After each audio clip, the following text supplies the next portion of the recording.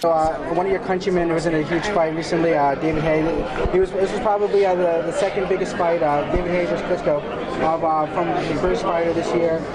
Talk to me about your perception of him now. Like, what is your opinion on his career going forward? And do you feel that he let down the British fans with his performance? I think David Haye's going to retire now. He's not let himself down. No, to answer your question, he's not let himself down. The guy was about 2.5 stone heavier and half a foot taller than him, so he always had a mammoth task in beating Klitschko.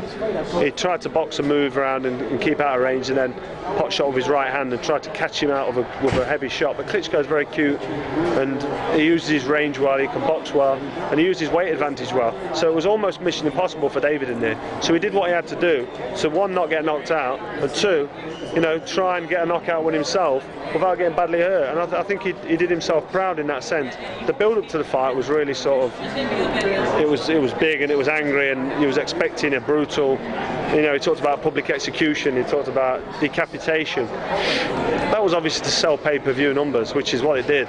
It was all business and commercial. So, he's done a fantastic job on that sense. And, people were disappointed with the fight. I thought it was actually quite a watchable fight. You looked at it, I was on the edge of my seat watching it, thinking if a shot lands, he got caught with a couple of shots, David did, and he landed a couple of shots on Klitschko. We wanted to see more action. We maybe wanted to see someone on the floor. I wanted to see Klitschko on the floor.